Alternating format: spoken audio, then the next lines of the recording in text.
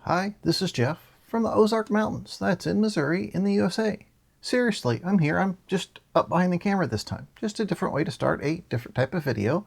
I'm calling these shorts, and this is episode 0000 in hex, of course, because, you know, we're all nerds. And I want to talk about this Knipex wire strippers that I got a while ago. These are the 1242195. I got these on the recommendation of a friend because my old set of wire strippers were worn out and I couldn't get them anymore. And I found that for some things these worked okay, and for other things it didn't work at all, and it just seemed very unreliable. And I noticed in the reviews online, everybody was, you know, they were either, hey, these are the greatest, you know, things since sliced bread, or they won't strip a single wire. So I wondered what the deal was. And I noticed in the directions that talk about how to pull this apart in order to change the cutting blades, or the stripping blades rather. And so I wondered, well, what's in there? Maybe we can tweak or adjust. So I just wanted to show you what I did and how I got these to work. Okay, what we want to do here is try to compress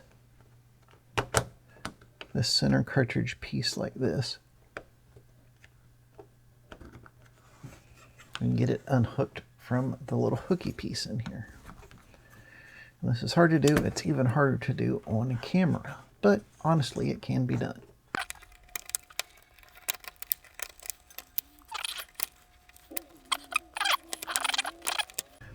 And this is a lot easier said than done. You got to hold your mouth just right and all that, but eventually it'll fly out of there like that. And after you pick up the jaws here from the floor, you notice that there's a little recessed area here where the little hook goes. You've got your two jaws, which just have a little Phillips screw there to hold them in, and it's quite a stiff spring. And I noticed these little round parts here. So I got to looking inside of here, and I can get the light just right, maybe. And when you look in here, it's got two pieces that this locks into on the top and bottom. And there's a curved part here on the outside of these that slides on an inner part here. So I was guessing that the thickness of this was pretty important where it rubbed up against here. So I took a couple of pieces of Kapton tape and coated both of these jaws like that. Just this 1/4 inch, 6 millimeter wide. This stuff is only like 1 or 2 mils thick. So we're not adding a lot of thickness. And it's equally tricky to get this guy back in here. You know, squeeze it together. It's like putting granny's dentures in for. It's not going to work out well for anybody.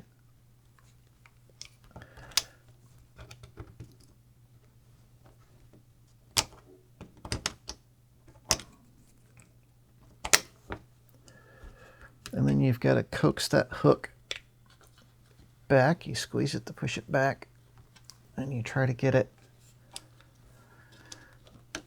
to go up over there where it's supposed to go.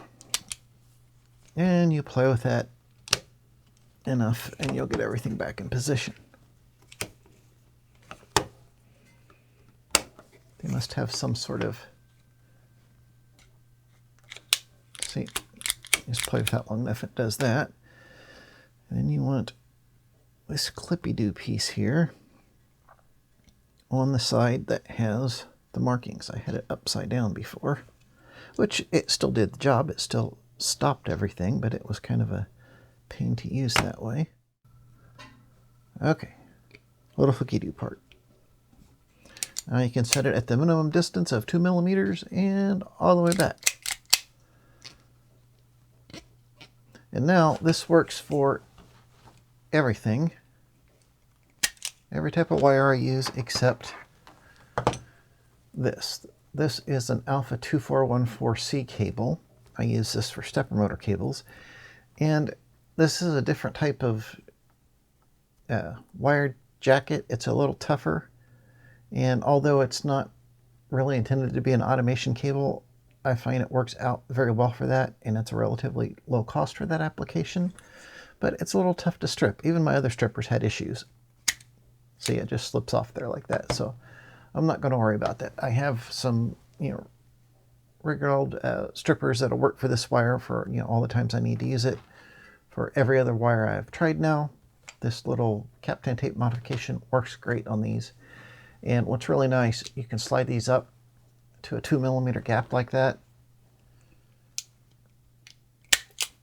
Just nip enough insulation off of there that it works great for crimping terminals on. Excellent. So I would recommend these with the caveat that you may need to add some Kapton tape in there to get them to work reliably. So if you know anybody that works at Knipex, tell them about this. I hope you like this short format video. Sometimes I just have a little tidbit of information I want to convey, and it doesn't quite fit in a full big long video, and I thought this might be an interesting way to get that information out there. Let me know what you think. Thanks for watching. I appreciate your support, and until next time, bye.